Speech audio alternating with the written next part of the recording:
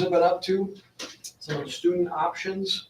And then lastly, we'll talk just briefly about our Big Fork Advisory Committee that's been newly formed. As far as our construction update, all of our new or newly remodeled areas are being utilized. We moved into all of them. They're proving to be very functional. So I know that the hard work that our design teams put into that are paying off. We've got some small punch list items left. Some of them are on the district side of things, and it's just they're minor things to get taken care of. So that has moved along nicely. We've just moved into our new concession area last week. The old concession area is going to become badly needed PE storage, some additional PE storage. And our day custodian buddy was telling me today that they're already moving things in there. So that's been really nice. And then the last piece is looking at the doors that were part of the original package. It was a bid alternate for edge storage. And bids came back to the district on that, and they were high. We've talked about that in a few different conversations. I'm sure Mr. Gross has talked about it in more conversations than I have. But with that being said, we're considering as many options as we can, given the price tag on there. We're looking at other options that, might include something for, more that might be more practical, but give just as much space, if not even more space. So we continue to work on that and look for options there for, basically the efficiencies for that money to be spent. As far as our teachers go, teachers have been digging into data. Our early releases have focused the cycle set by the district, but our building leadership team has taken a lot of time, and they've just really rolled up their sleeves and kind of dove into those cycles and looked at what is this basically. Okay, here's the cycle. This is what we need to be working on now. How does this pertain to our building? Where are we at as far as these topics go, and what are our next steps to do? And we've really tried to leverage meeting as a K-12 group as much as possible. Usually when I talk about Big Fork being the only K-12 setting in our district, and we want to leverage that and use it to our advantage so we can be vertically aligned as much as possible. There are times where our elementary will break out and have a different conversation, oftentimes in the same room than our secondary, but even like today, we started out together. I ran into our building plan for our MCA assessments coming up the next several weeks, and then they had an opportunity to work as a secondary group and as an elementary group on how to make that plan come to fruition. Been really looking at data from STAR and FastBridge all year long, looking at those assessments collectively in ways we haven't done before, and I think that's proven to be really valuable. We've done some collaborating K-12 as far as specific topic areas, things like geometry, things like vocabulary, looking at the strand data in those assessments that we're doing minimum of 3 times a year, and then where are we strong, where are we not, and what can we do to boost those up.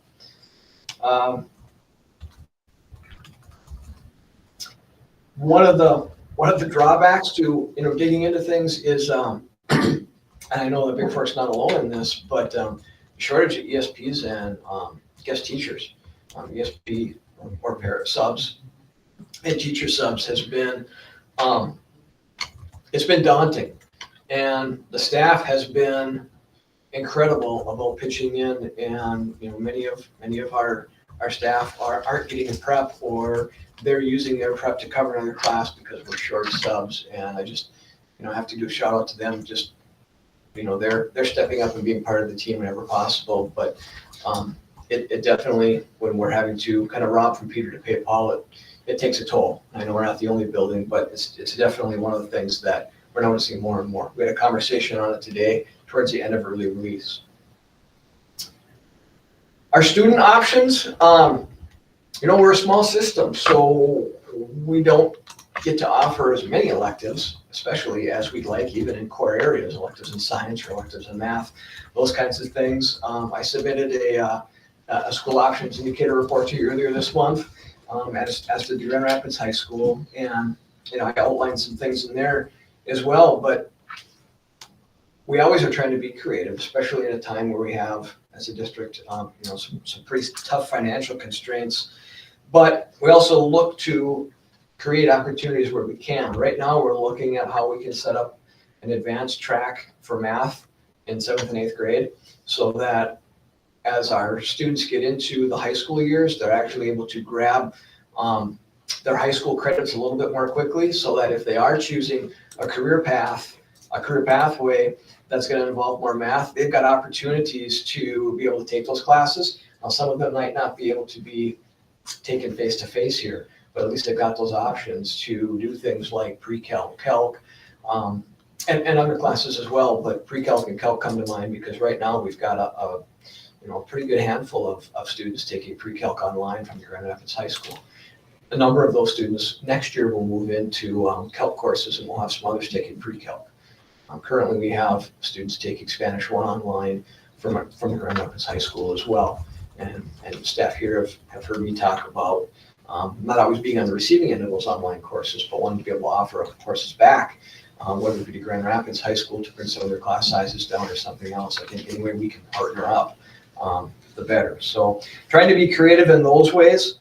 We're working through Next Career Pathways and ICC to potentially offer a CNA course with Big Fork Valley next year, where students would get concurrent enrollment. They'd get a high school credit, they'd get a college credit, they'd be able to be on site at Big Fork Valley in their facility with their CNA classroom a certain number of days a week, and they'd be doing the rest of their book work and lab work here. So we're excited to be able to offer that opportunity in a way we haven't been able to for a while, or maybe ever, but as far as the college piece of it. Another really interesting one that we're experimenting with right now, and it's going really well, is we've actually got a student who is signed up for an online class. It's being sponsored through the 49ers Union. It's an accredited class through an online school, but it's being paid for by the 49ers Union. This particular student will actually get apprenticeship hours towards his 49ers apprenticeship, and the school district will be reimbursed for the cost of those classes as long as he passes. Right now, he's doing phenomenally in it. He's gone on some really good field trips. Some of them have been on Saturdays. He's eaten it up, and it's been, I talked to him in the hallway just last week and asked him how things were going. And so just being able to find opportunities like this to make classes applicable for, especially our elective classes, applicable for job-related areas that students are interested in, they're things we're looking for, so we can create those options and opportunities for students. And we continue to look for ways to get music back into our school. I know Superintendent Gross and I have talked a number of times about that being a priority.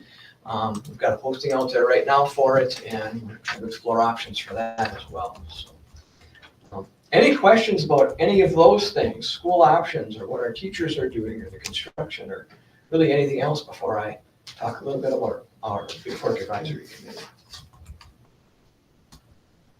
I have a question. This is probably a dumb question. Everyone probably knows this, but I don't. Are you using the new facility, the new workout area?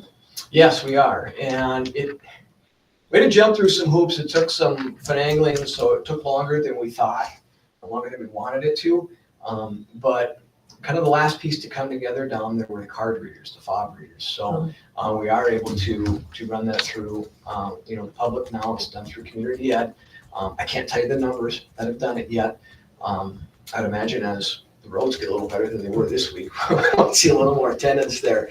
But it's been a really nice facility. In fact, after we got things moved in and lived in there for a little bit, I walked in one day and a lot of the stuff was moved around because they figured out ways to utilize the space a little bit better. And it's a wonderful facility to walk into. Locker rooms are being utilized as well. Any other questions? I don't know if it's a question, but it's really an intriguing thought around how when Big Fork offers some online things to alleviate some of the class sizes, especially in the high school, and free up some of that time too. That's a great idea. I love it. Well, just any way we can partner and either offer a class, because so many of our elective classes, and I think probably down there too, they're based on what that teacher's licensure is and what they can cover. I mean, we have anatomy courses, we have careers and natural resources. Now, Grand Rapids High School has, a great ag science program, but they might not have every elective that we happen to have here, and vice versa. So if we can partner on some of those, definitely want to do that and have it go both ways. Thanks. The last thing I have on my list that I wanted to talk to you about was a newly formed Big Fork Advisory Committee that we have a few people in the audience here that are participating in, but also Mr. Schroeder, Superintendent Gross, and myself are participating in, and we're just getting going. And I'm going to turn because a couple of them came in late. And did one of you want to give an update from our last meeting?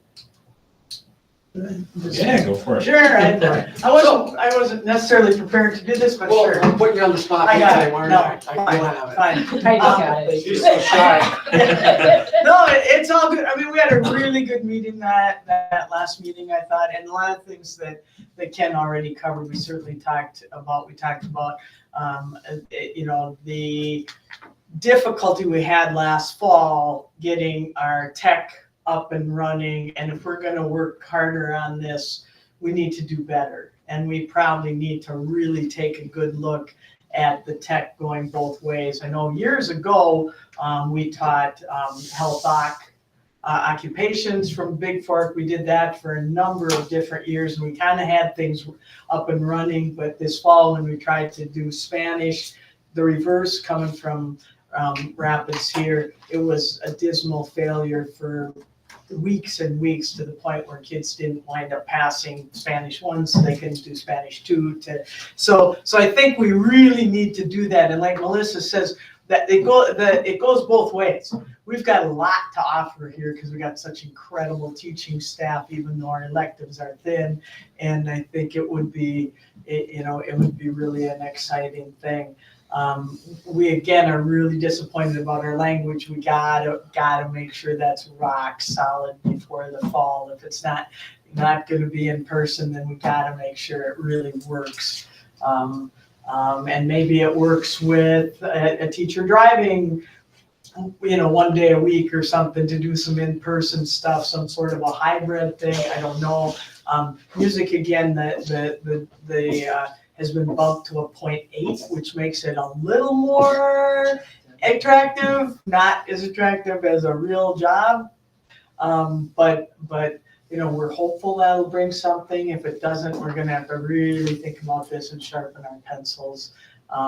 Again, we talked a lot about the building issues, all of which you covered and are good. But mostly, I think we talked a lot about how our message to you is, we're Big Fork, we're invested in making this the best school possible, and to work with you guys. Both, we need both directions, and we need some better communication. And in the 40 years I've been fighting with the school, this is kind of the first time I feel like maybe we could get some of that real communication. That's not going to solve all our needs and wants, but it's going to help.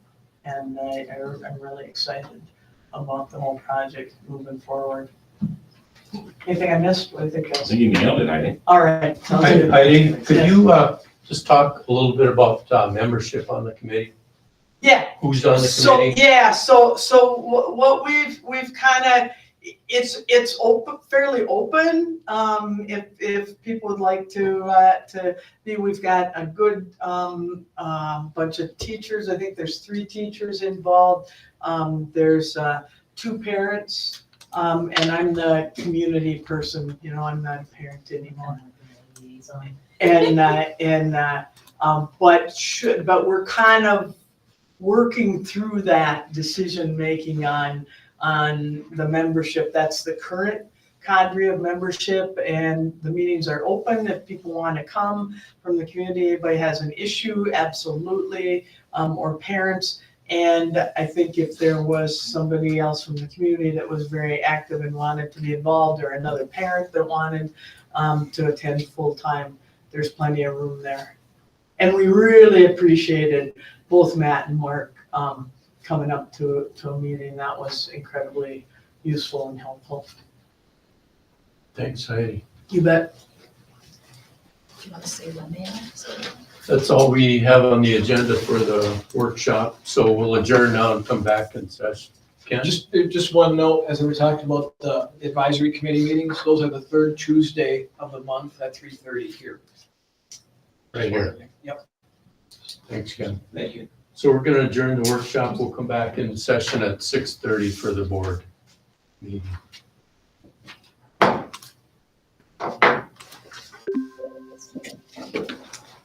Can we do a quick test? on If we can hear them through, leave our sound on. Sure. Casey, do you want to try what I suggested, and, because they can hear us okay through her laptop, but she's concerned that we won't hear them. Do you want to try muting your laptop and then making sure the mic is on the Google Meet?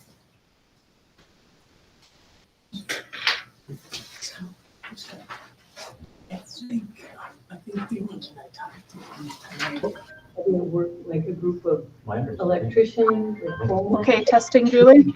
Yeah, we can hear you loud and clear. In fact, I'm going to turn the volume down a little bit. It seems dumb. So we can do that. I know it's kind of daunting to go back and forth.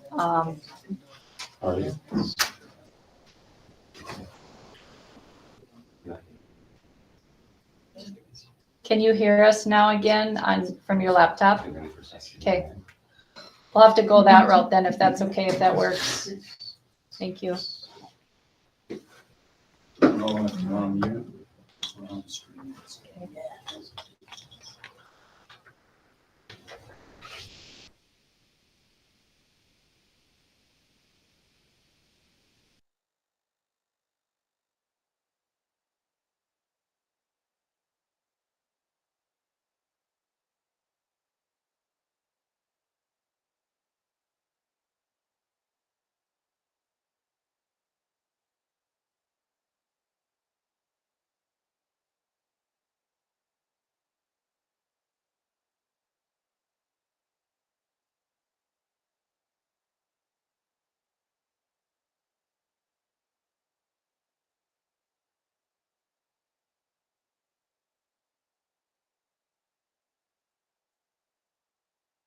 There you go.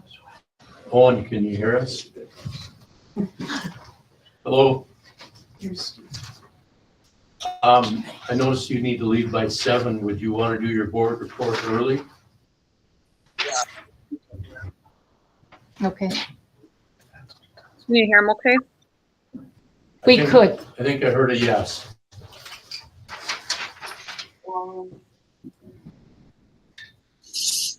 Did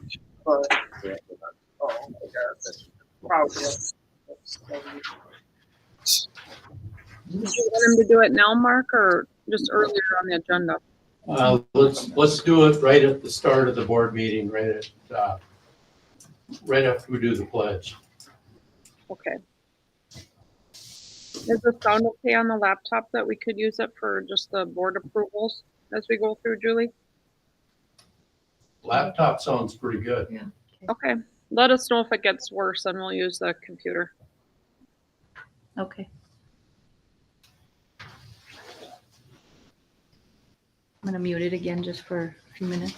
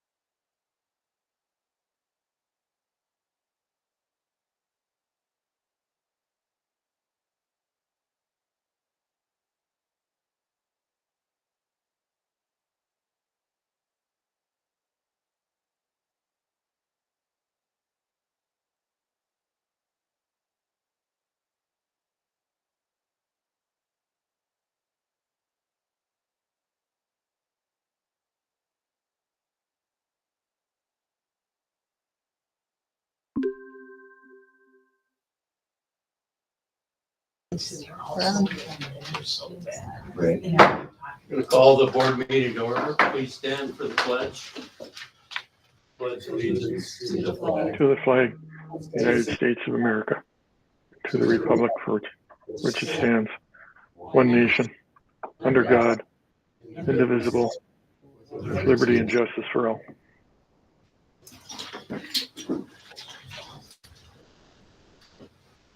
So we have some board members attending remotely from Grand Rapids, Ben Hawkins and David Marty. Pat Maduri is attending remotely from Lake Havasu, Arizona. And Owen Racine, our student representative, is also in the boardroom. And Owen needs to leave for a 7 o'clock practice, so we're gonna let him do his board report first. Are you there, Owen? Yeah. So I'll start with today. Actually, we had a school-wide rock paper scissors game. So everyone walked into school, got a little necklace. We just challenged little rock paper scissors all day, and I had 20 up until third hour, and then I lost them all. And just a couple more things in the future. 9th grade formals coming up on April 12th, and then a prom with purpose, which is student-led by Kayla Jenkins. She signed up an ISD prom for students with special needs for, I don't know what I'm trying to say, for a prom that's exclusively sensory-friendly. So that'll be at the Classic Community Center on April 19th, led by Student Council for all IS schools. Other than that, that's all I got from the past 2 weeks. I'm kind of quiet with all the snow. Thanks, Owen. Next item on the agenda, approval of the agenda. I'm looking for a motion to approve the agenda. So moved. Moved by Mindy, second by Pat. Any discussion? Hearing none, all in favor say aye. Aye.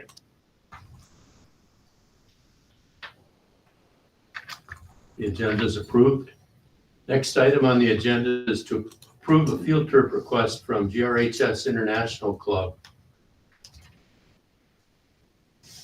Jessica Pelosi. Hi, thanks for having me tonight. It's just me, Brielle, and I are still both advisors, but she is on a beach somewhere tonight. So it's just, I'm sure she wishes she could be here, but she's not. So I had Julie share here just some of the highlights for our up next trip that we're planning in the summer of 2026.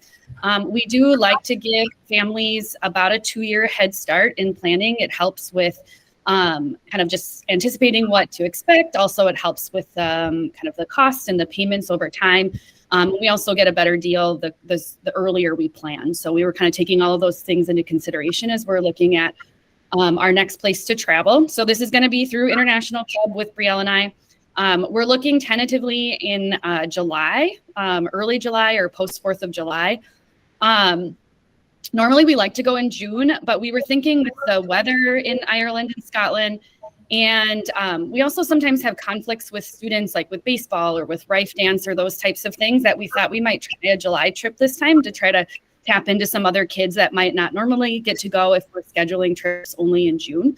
You know, we've kind of roughly scheduled about July 8th through the 15th. It's a 10-day trip. And again, we're looking 2 years from now in 2026. You can see some of the locations that are included. So it starts in Ireland and then it goes through Scotland. So we start in Dublin and then we move into Northern Ireland and Belfast and then over to 3 different destinations in Scotland, ending in the Scottish Highlands. So there's, you know, 3 different castles and going up to Loch Ness and several museums and cathedrals. And in addition to just the beauty of Ireland and Scotland, we are working through the same tour company as we have the last couple of tours, which is EF. We did price out this trip as well as several others. We also contacted several other tour companies just to make sure that we were getting the best deal for families. So the approximate cost is $4,800, which if families signed up this month, it would be approximately $180 a month until we left. We do try to keep that cost $200 a month or less. We do have a discount through, I thought it was April 30th, but I just got an update today that it's through April 20th. If families sign up, they'll get a $200 discount, so it'll be $4,600 roughly. And again, this includes all of their airfare, hotels, most meals, and excursions that we go on. And we are able to get a 5-to-1 student chaperone ratio. So that's a step up, but normally they do a 6-to-1, but Brielle and I like traveling 5-to-1. We just think it's a nice mix of having one chaperone to every 5 students. Like, we think that's really manageable, and it's really a good experience for both the adult and kids. So we will offer up those chaperone spots to ISD 318 employees. And a new EF policy, all travelers over the age of 20 do have to go through a background check. So that includes chaperones, but also any paying travelers that are over the age of 20, just as a safety measure, which I think is great that they're doing. So if approved, we're looking to host a parent and student meeting next week, or in 2 weeks, I guess, on April 11th, to introduce the trip and to give families a chance to get signed up before, or so they can tap into that discount by April 20th. So if you have any questions for me. Questions from the board? Jessica, I have a question. So how do chaperones pay for their own? They do. Or how is that covered? No, chaperones are covered kind of through the cost of the trip. So chaperones do not pay. They'll pay for incidentals and tipping and additional meals and things like that you might need extra money for. But the total cost of the general trip is free for chaperones. So it's covered through student fees. So the students are really covering the chaperones. Is that essentially? Yep. Are our chaperones, this is just another question, are chaperones teachers within our district? Yep. So it's usually, it's an ISD 318 employee is our, for international club, that's our policy. And typically it's typically teachers. So usually we have kind of a way that we prioritize it, but it's if you have like a child of your own going, like you're a parent and also a district employee, that kind of puts you higher up on the list. If there's ways you're going to bring it back into your classroom, that kind of puts you on the list. So we're never short of people being interested, and we just try to make sure to get as many people as possible to get those experiences. But they are district employees. Thanks. Pat, do you have a question? Yeah, Jessica, how many students are you anticipating? We try to fill a bus, and we've been having really success for that. So that's about 40 to 50 students. Whoa. Great opportunity. Thank you to you and Briella stepping up. Yeah, we're excited about it. We're excited about this one. We've never been to Ireland and Scotland. We think this will appeal to a lot of kids that maybe aren't as adventurous as, our next trip next summer, which is, Thailand. That this maybe is, people might have some heritage here, some real interest in Ireland and Scotland. So I think it'll be a popular trip for kids. Jessica, can you talk about the fundraising opportunities that kids might have over the next couple of years? Yeah, so we're always looking for fundraising opportunities for kids. We have done this past year. We're doing something through. I've lost the name of it. But there's a local organization that hires some of our students to work like one Saturday a month, and kids can sign up for that. And since we typically have 2 trips running, one every summer, we kind of alternate like what we offer to kids like this, right? So for example, right now we have Italy and Thailand, both like Italy this summer, Thailand next summer. We kind of alternate between the 2. So Italy trip, you guys can sign up for this week, and Thailand trip, you can sign up for the next week. We've also done just sales of things. So we sold coffee, we did sucker sales. We'll host Kona Ice for our international kids. And again, we'll do it for 2 different weeks. So kids can work and then earn the profits from Kona Ice at the high school. So next year we're looking at doing the Christmas lights. You can volunteer and then tap into some of those resources. So we're going to look at that. We talked about doing like an Easter egg where kids fill up Easter eggs for people and then place them at people's homes. And then so kind of setting up an Easter egg hunt for different families and using that as a fundraiser. So we're constantly coming up with new ideas, but we tend to offer, I would say, between 5 and 6 opportunities a year at a minimum for fundraising for students. It doesn't usually pay for the whole thing, but it helps. It could be a couple months worth of payments.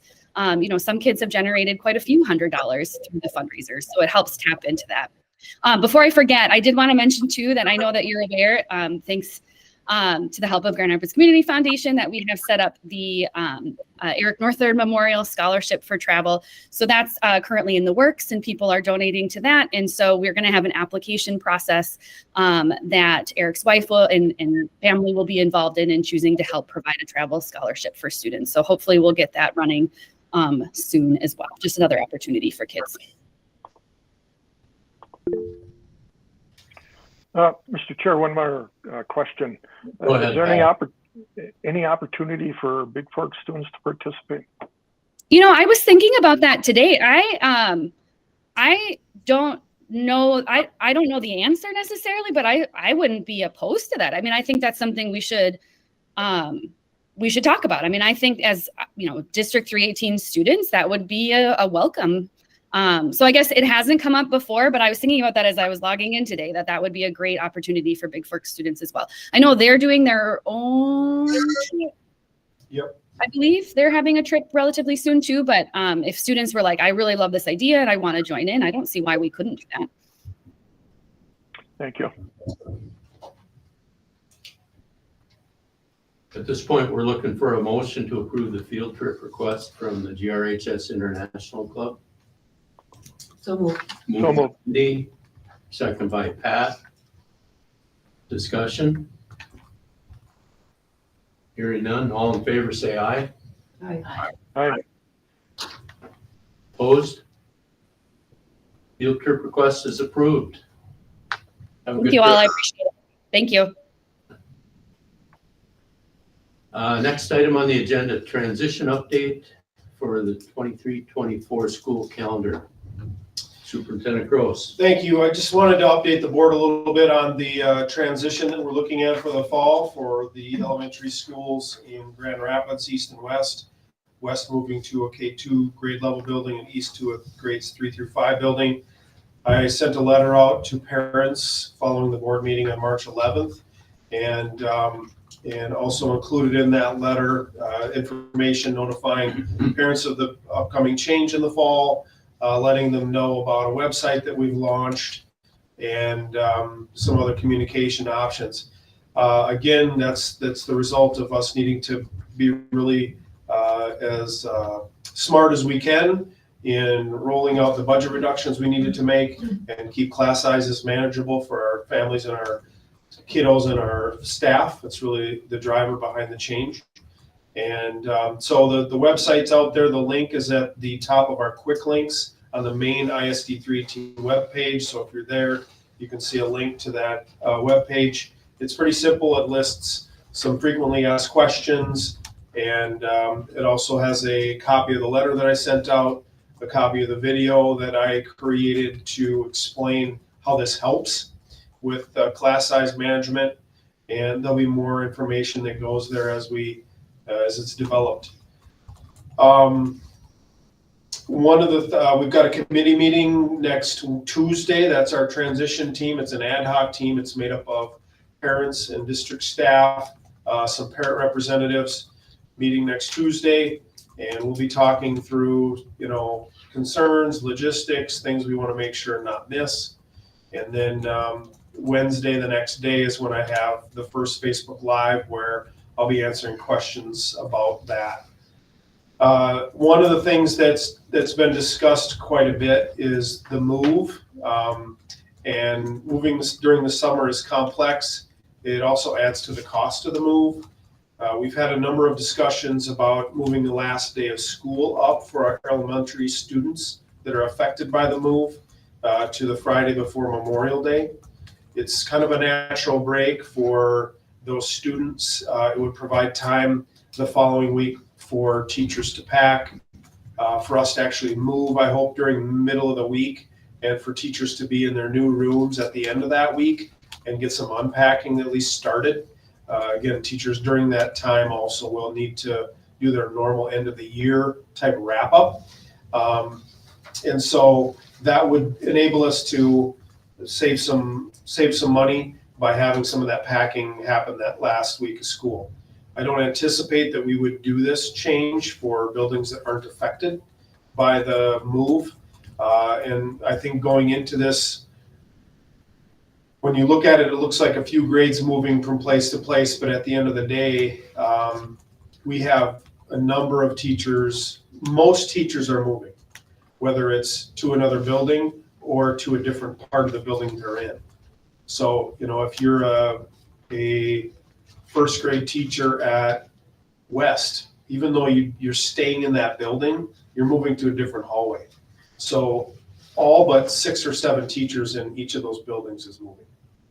So there's a significant proportion of teachers that are moving, and then we talked about buddying up to help with the packing, and so there's still some logistics to work through there. I wanted to just bring that idea forward to the board. It's something that would require a motion and a second approval at an upcoming meeting, because we'd be amending the 23-24 calendar. So I'm planning to bring that back to you at our next regularly scheduled meeting. I had some questions about the snow days that we had this week affecting that, and we have enough time built into the schedule with elementary where it's not a concern.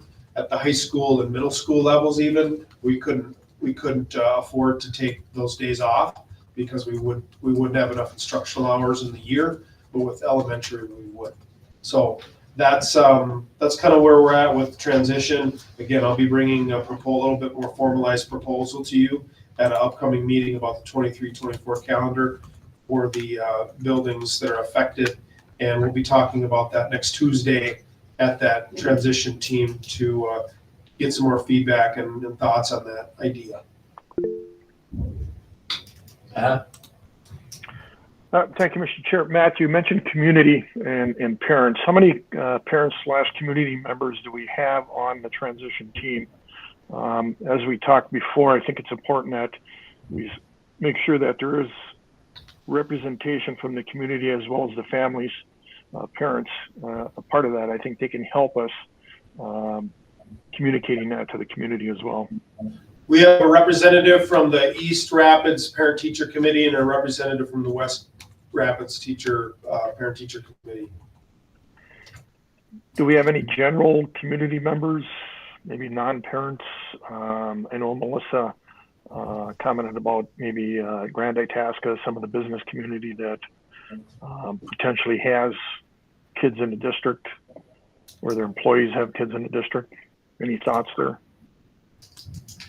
We don't have anybody that is not a parent, teacher, rep, or a district employee currently. I don't, part of it is I'm not sure how, the greatest concerns that have been raised so far have been logistics about, considering transportation, considering start times.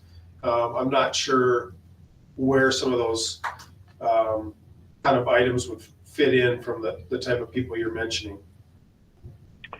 Well, I guess from my perspective, I think it's just more of an understanding of the community or by the community on how this transition works. From the district perspective, we get stuck in our own little world, and there's all those little intricate things that happen, but the general community doesn't necessarily understand it. And if we don't take the time to explain it to them, it's not as if we're flipping a light switch here. This is, in my opinion, a pretty big deal, which is needed, don't get me wrong. But I think the more we explain the detail of it, I think the better informed they are, and they can help us explain to other people in the community about it as well. Okay. Just maybe to take off that. So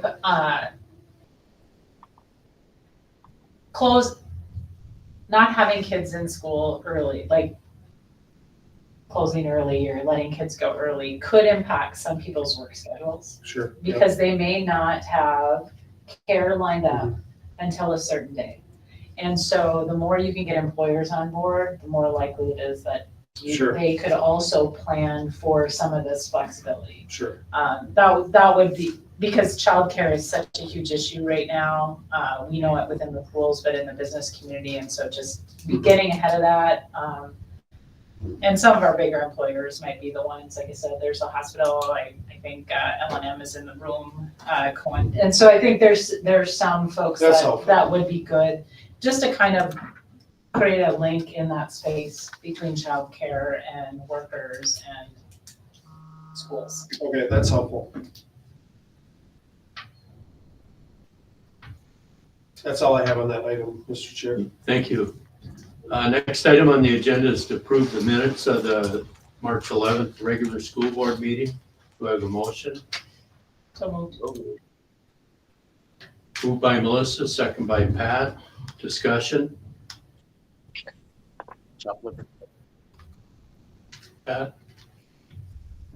Did you have discussion, Pat? No. No. Hearing none, all in favor say aye. Aye. Aye. Opposed? Minutes are approved. Next item on the agenda is the consent agenda. Casey, are you there? Yep, I'm here.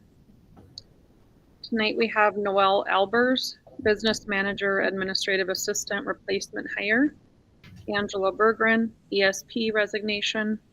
Rochelle Dethloff, Benefits Coordinator Hire. Sarah Dingman, ESP Resignation. Jackie Otway, Teacher, Unrequested Leave of Absence Recall. And Desiree Tendrup, ESP Resignation. I'm recommending approval of the consent agenda. Reminder, there's no discussion on the consent agenda. Motion to approve.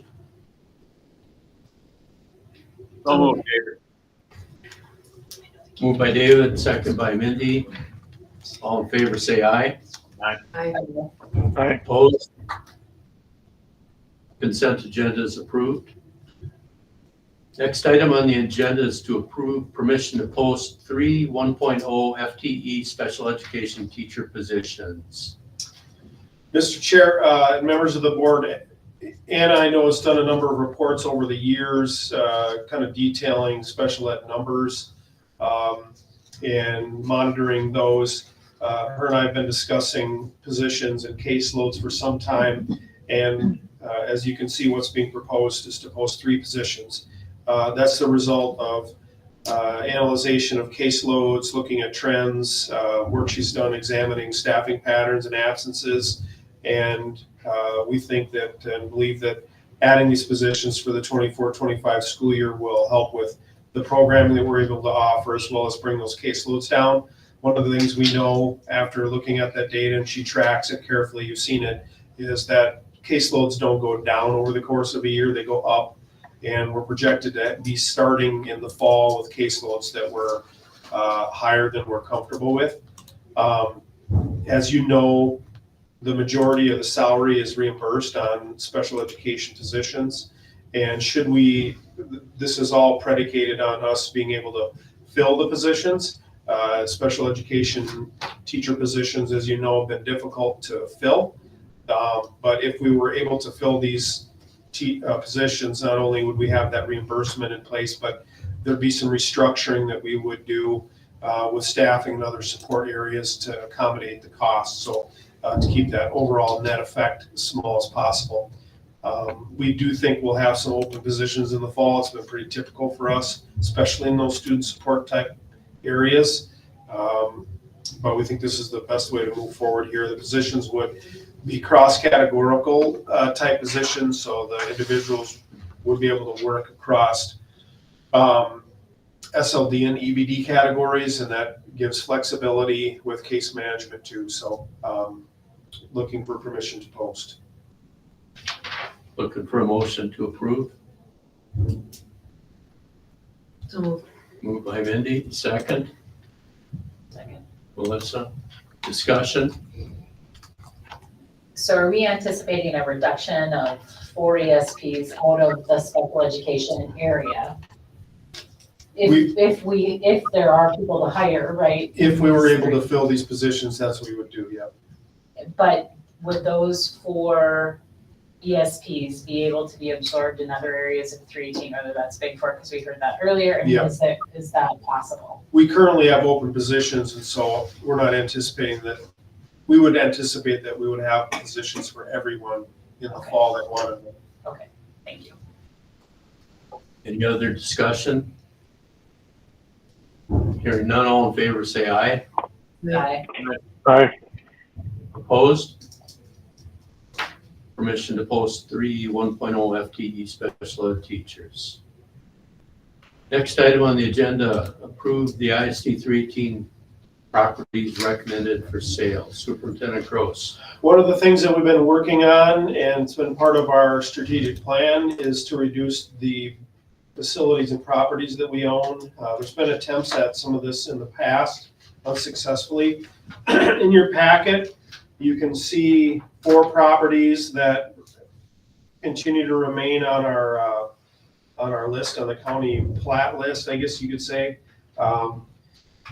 There's a 5th property that's on our list, the Houlihan property. I'm not including that on the list. I know that there's been some conversation about that property being worth $1 million. It's not even worth close to that amount. And we've talked ad nauseum about the reason why we're hanging on to that. It's a strategic and important piece of property potentially in the future. With that said, I think the board's made it clear that it's not opposed to discussions about how, a different use of that might benefit the community. But for now, the board's indicated that it wants to hang on to that property, and I agree.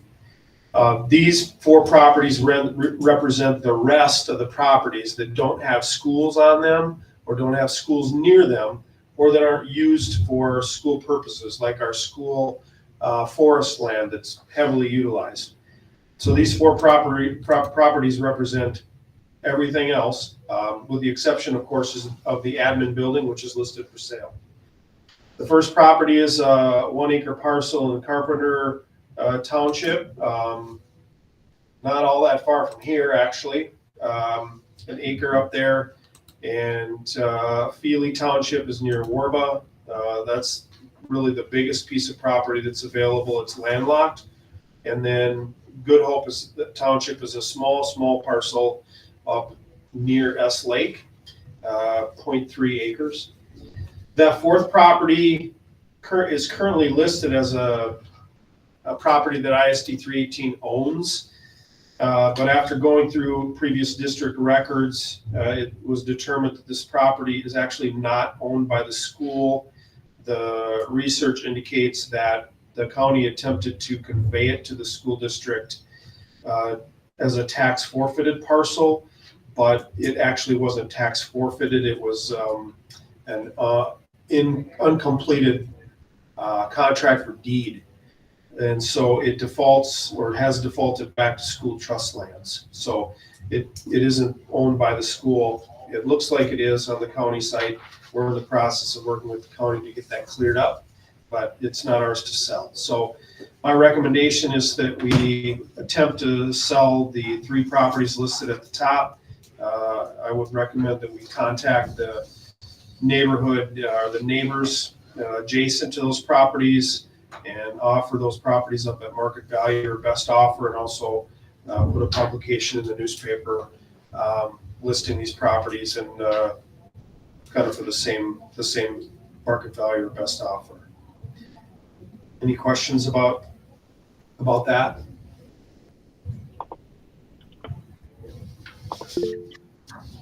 Go ahead, Pat.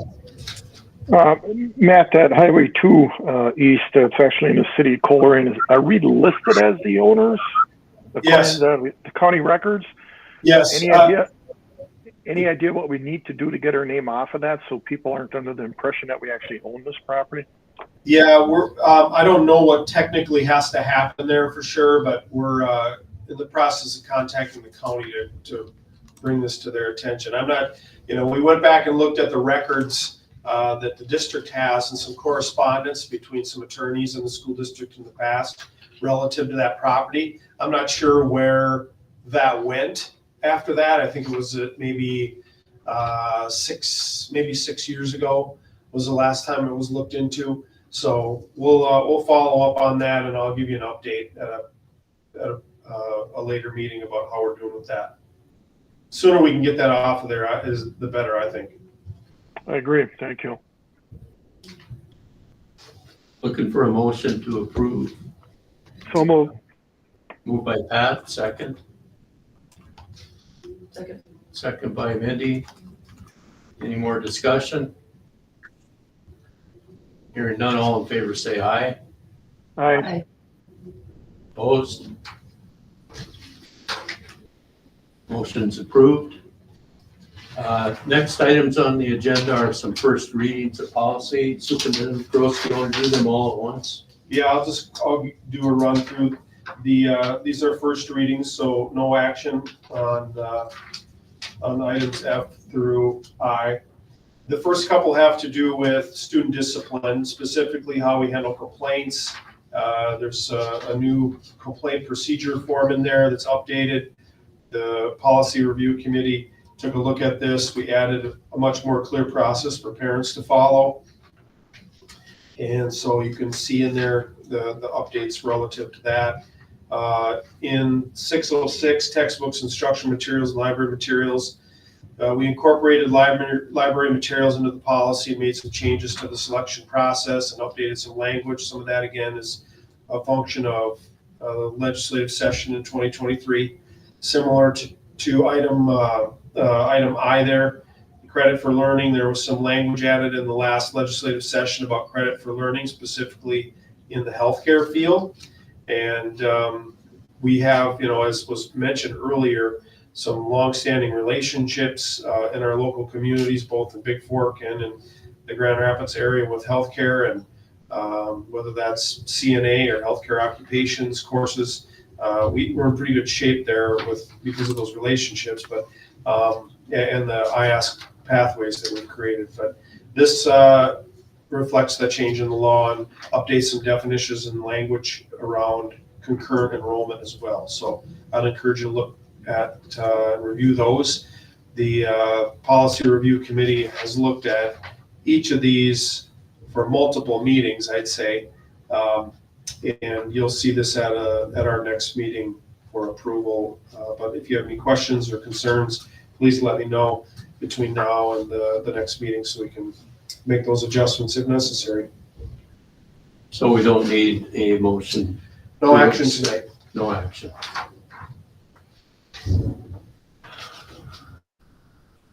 Next item on the agenda, general fund year-to-date activity, Superintendent Gross. In your packet, you can see the year-to-date financial report for our general fund. Again, we have a number of funds. This is just fund one.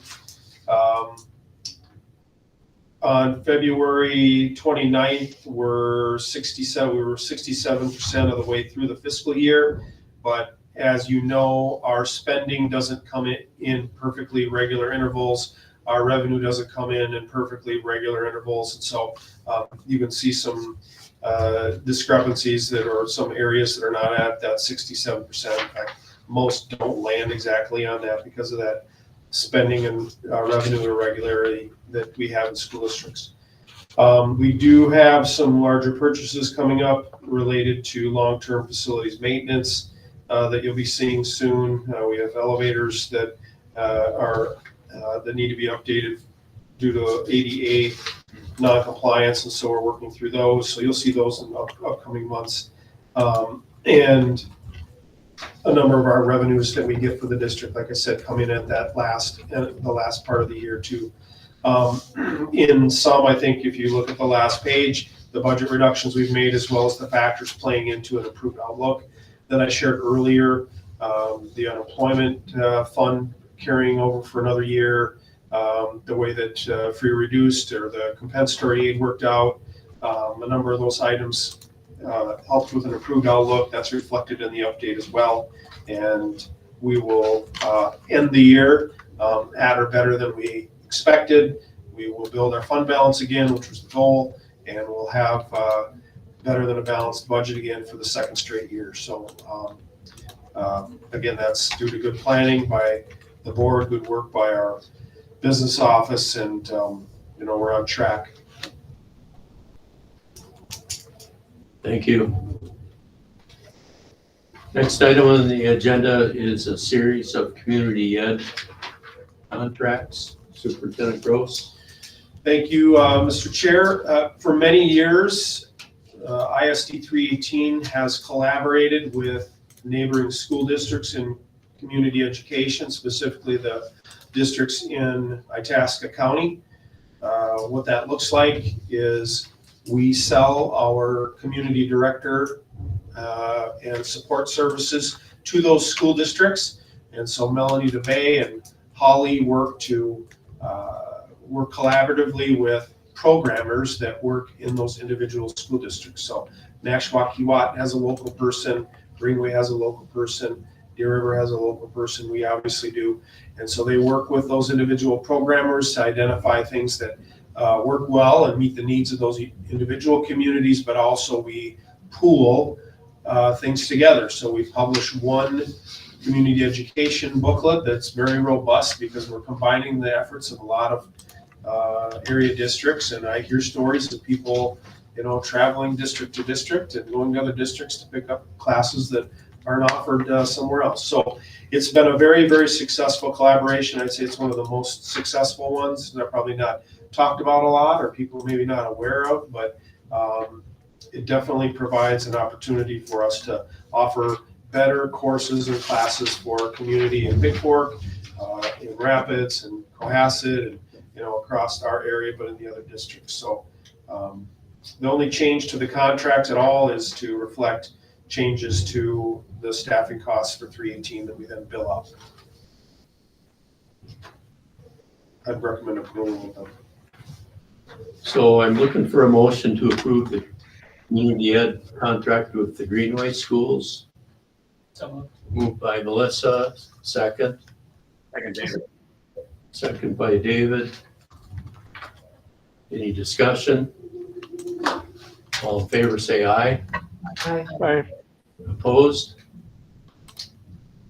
The Greenway School Community Ed contract is approved. Looking for a motion to approve the Community Ed contract with Deer River Schools. Moved by Ben. Second by me. Any discussion? Hearing none, all in favor say aye. Aye. The Deer River Community Ed contract is approved. Looking for a motion to approve the Community Ed contract with Nashwauk-Keewatin. So moved. Moved by Pat. Second by Melissa. Any discussion? I would just add that, a lot of the community ed programs are actually paid by the iron range dollars that we get from the mining dollars that come. And we get significant amounts that each district does. And so community ed often gets paid out of that particular fund that comes from the mining, the tax money. Any other discussion? Hearing none, all in favor say aye. Aye. Opposed? Nashwauk-Keewatin Community Ed contract is approved. Board reports, Owen's already gone. Who'd like to go next? I don't have one. Nothing from Mindy. Melissa? I do. I had an IASK board meeting last week, and we met in Hill City in their community room, which was next to their community fitness center, which I'd heard that the Big Fork folks got to tour, and some of that was taken into account. So, and while I was there, a couple of my friends were logging into the Hill City Community Fitness Center, and the cost is like $65 a year or something to utilize that facility. So what an affordable, great space.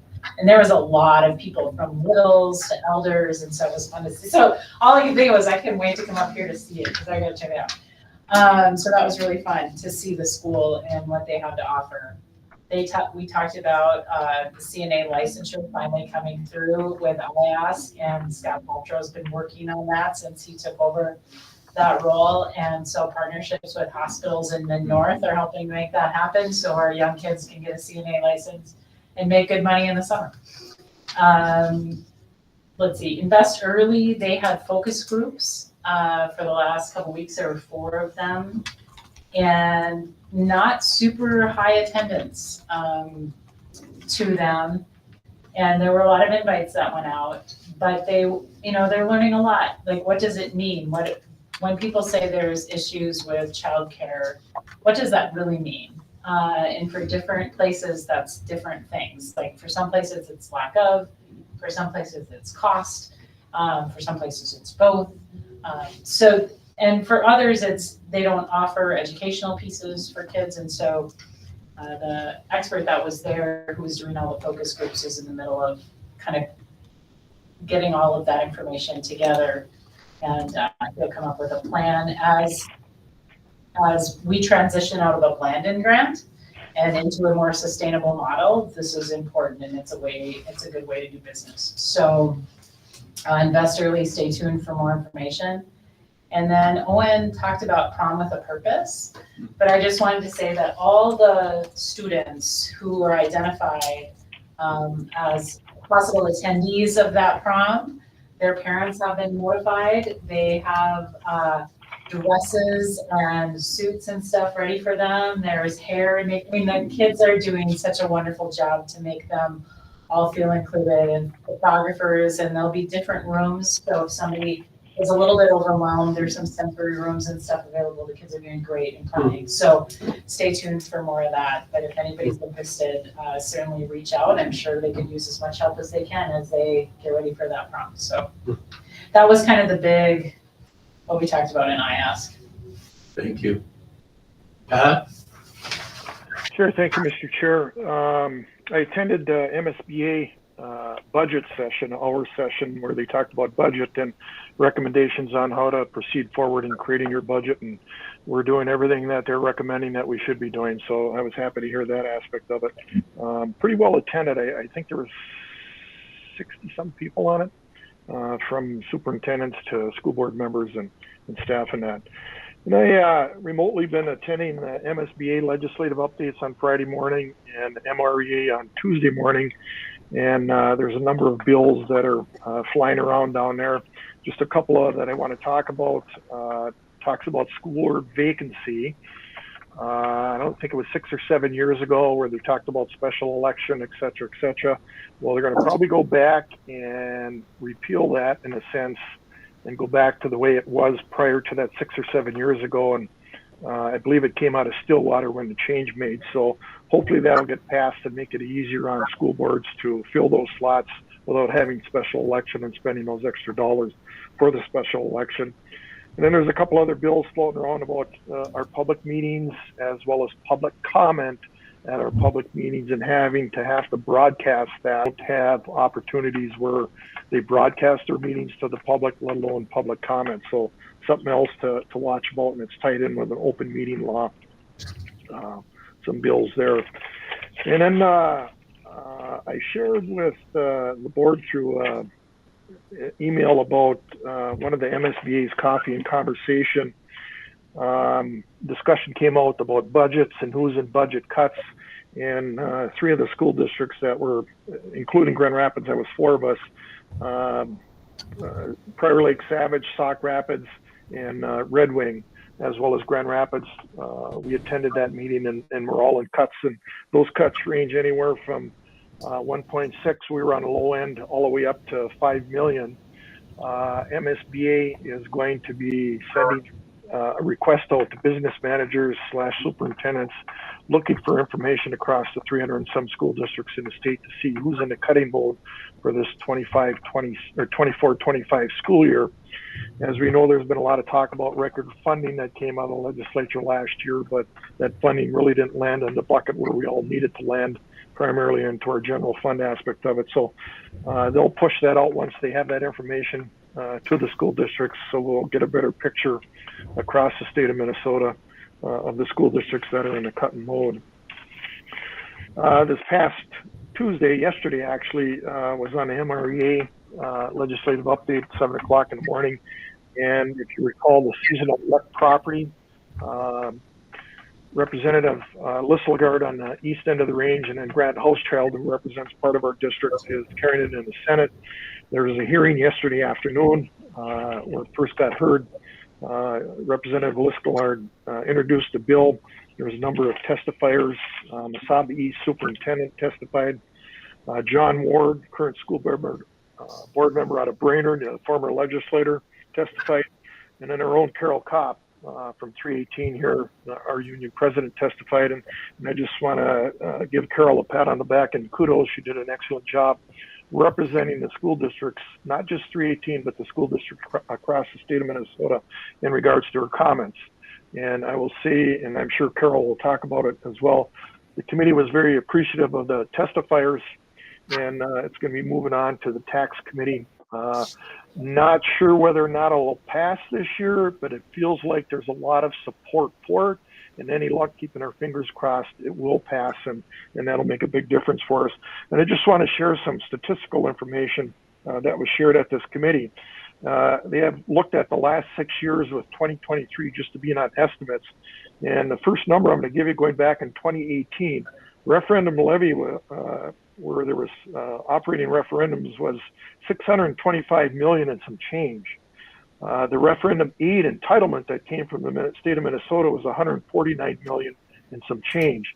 Well, going 6 years forward now, referendum operating levy is at 812, almost 813 million in the state of Minnesota. The referendum aid entitlement is down to 28 million.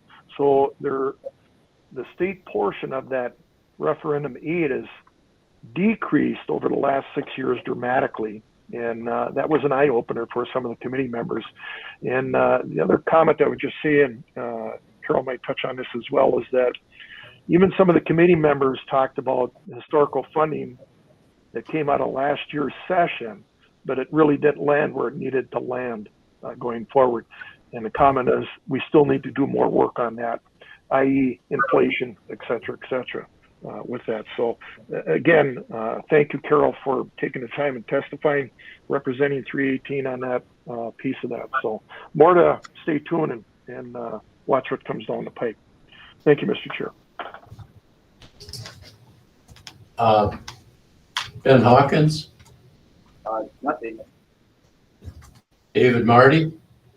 A couple things. We had the opportunity to represent the board at middle school with an author meeting. And Carol, thank you for Carol Kopp, thank you for coordinating that. It was a brilliant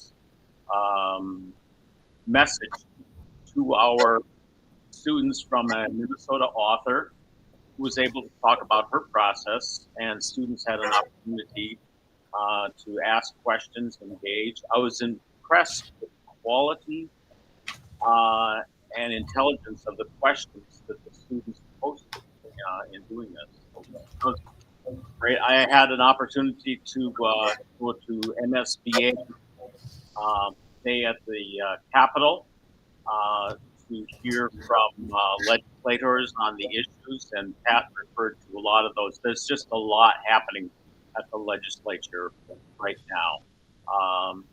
And within a few days, a lot of things are going to be coming together in that regard. But there's some interesting things that will affect us in Grand Rapids. And policy meeting that Matt referred to, we did a lot of work on policies. Boys and Girls Club is meeting, and the Endowment Club, the endowment as well. All I have. Thank you, David. Moving on the agenda to Superintendent's report. Superintendent Gross. Thank you, Mr. Chair. As I talked about earlier in the meeting, working through transition planning for the fall, I had a chance to meet with Jeff Andrews as well on that childcare investigation. I think there's going to be a place where we turn the page on Invest Early. I think one of the things that we're discovering through that process is that the schools have been in a position to solve what is really a community problem. Childcare isn't a problem that schools generally are tasked to solve, but for the last 20 years have borne that burden in our area, but not other areas. And so lots of change coming, I think, and but it's been an interesting conversation. And it's interesting that in the communities that Jeff talked about, he said that when he did interviews all over, the Grand Rapids community was the least engaged in that conversation. So I think that's interesting.